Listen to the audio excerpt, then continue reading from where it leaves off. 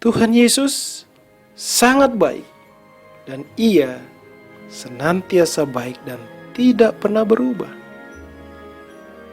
Salah satu yang baik yang terjadi di tengah-tengah wabah COVID-19 ini, kita setiap orang yang percaya kepada Tuhan Yesus dibawa ke pengertian yang sesungguhnya apa itu gereja.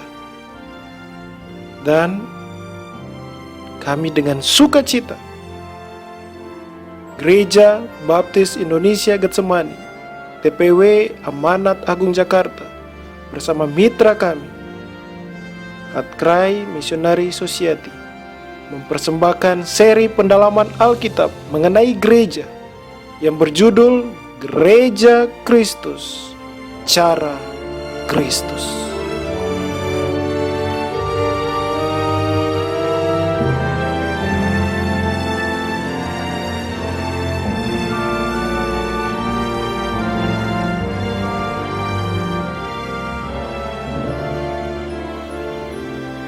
Mari kita menjawab beberapa pertanyaan di bawah ini.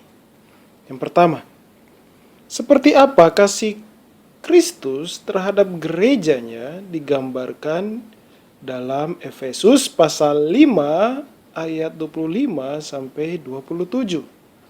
Dan bagaimana kita semestinya meneladani Kristus Yesus dalam kasih dan pelayanan kita bagi gereja. Firman Tuhan di dalam Efesus 5 ayat 25 sampai 27 berbunyi, "Hai suami, kasihilah istrimu sebagaimana Kristus telah mengasihi jemaat dan telah menyerahkan dirinya baginya, untuk menguduskannya sesudah ia menyucikannya dengan memandikannya dengan air dan firman, supaya dengan demikian ia menempatkan jemaat di hadapan dirinya dengan cemerlang tanpa cacat atau kerut atau yang serupa itu, tetapi supaya jemaat kudus dan tidak bercela."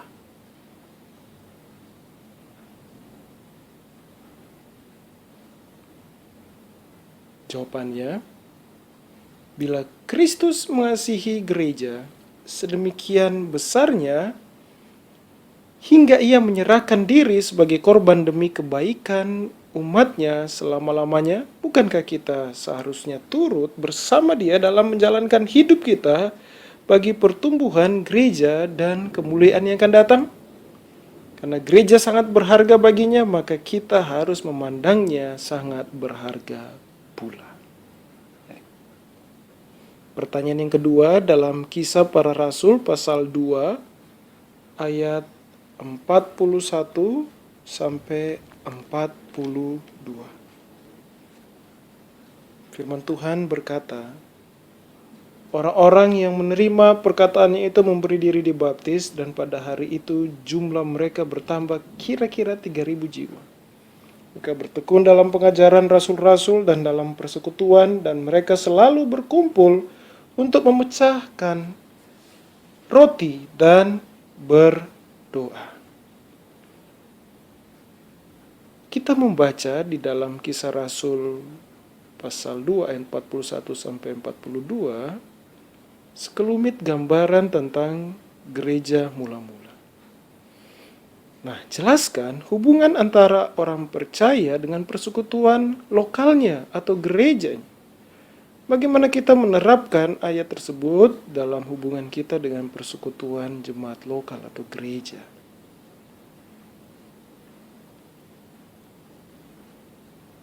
Jawabannya, kata bertekun di dalam ayat 42 berasal dari bahasa Yunani proskartereo, yang dimana pros artinya kepada dan kartereo artinya setia.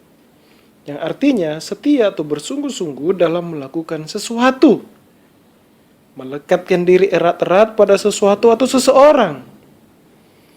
Kata persekutuan di dalam ayat 42 berasal dari kata koinonia yang mengandung arti rekanan atau kemitraan, atau komuni atau perkumpulan dan keikutsertaan.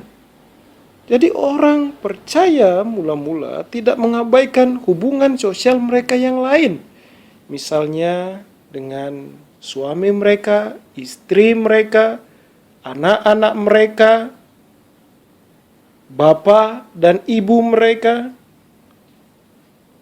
intinya keluarga mereka, atau dengan kawan mereka. Maupun kewajiban mereka, misalnya pekerjaan dan taat pada pemerintahan sipil. Tetapi hubungan dan komitmen mereka kepada sesama orang percaya dalam persekutuan lokal atau gereja menjadi bagian yang teramat penting dalam kehidupan mereka. Pertanyaan yang ketiga yang akan kita jawab bersama-sama. Dalam Ibrani 10 ayat 23 sampai 25 tertulis nasihat yang sangat penting untuk setiap orang percaya tanpa terkecuali. Apa yang diperintahkan kepada kita dalam ayat tersebut dan bagaimana kita menyikapinya. A. Ibrani 10 ayat 23. Marilah kita teguh berpegang pada pengakuan tentang pengharapan kita, sebab Ia yang menjanjikannya setia. Jadi, apa yang diperintahkan kepada kita dalam ayat tersebut dan bagaimana kita menyikapinya?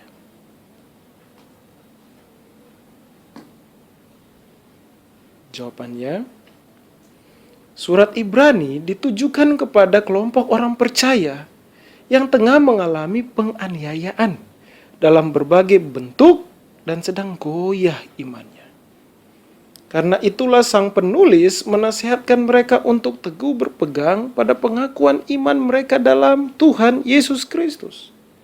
Hal pertama yang menjadi alasan atau motivasi untuk berpegang teguh pada Kristus Yesus di tengah penderitaan adalah kesetiaan Allah. Mari kita lihat yang B, ayat selanjutnya, Ibrani 10 atau Ibrani pasal 10 ayatnya yang ke-24 yang berbunyi, dan marilah kita saling memperhatikan supaya kita saling mendorong dalam kasih dan dalam pekerjaan baik. Nah, apa yang diperintahkan kepada kita dalam ayat tersebut dan bagaimana kita menyikapinya?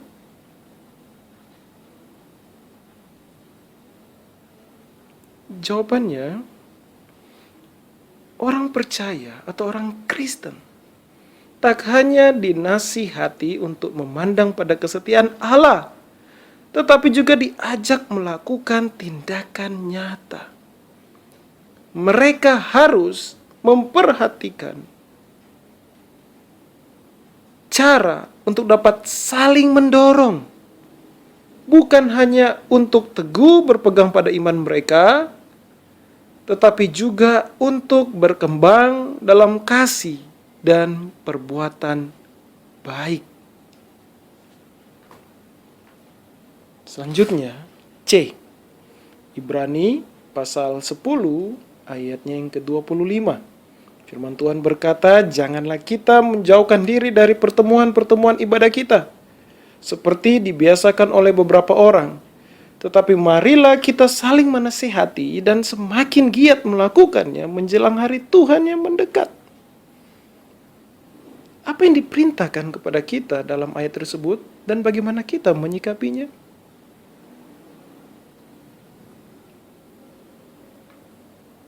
Kata menjauhkan diri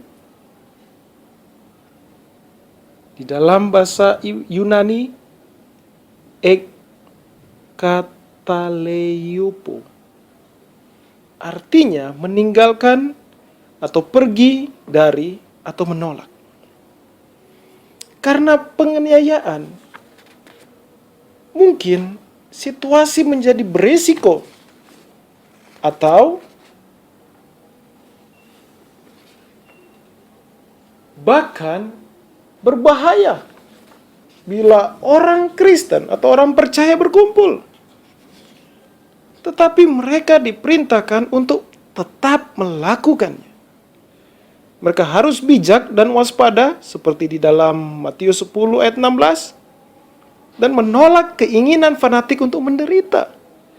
Namun mereka tidak boleh menjauhi perkumpulan orang percaya. Mengapa? Meski Allah sanggup dan dalam peristiwa khusus pernah menopang orang percaya secara individu dengan pemeliharaannya, tetapi pada umumnya dia menopang, menguatkan, serta mendewasakan orang percaya melalui persekutuan dan dorongan dari sesama mereka. Seorang percaya tidaklah berdosa jika ia tidak berkumpul dengan persekutuan lokal karena terpaksa oleh suatu halangan berat. Namun, bila orang percaya atau orang yang mengaku Kristen tersebut sengaja tidak datang bersekutu, ia tidak menuruti kehendak Allah dan berisiko mengalami kemandekan rohani atau goyah iman. Dari 3 bacaan Alkitab yang sudah kita pelajari di dalam Efesus pasal 5 ayat 25 sampai 27, Kisah Para Rasul pasal 2 ayat 41 sampai 42, Ibrani pasal 10 ayat 23 sampai 25. Kita tahu bahwa pengabdian kepada Tuhan Yesus Kristus dan umat Allah hanya omong kosong belaka jika tidak terwujud dalam pelayanan aktif dan rela berkorban bagi umat Allah dalam komunitas orang percaya setempat, yaitu gereja lokal.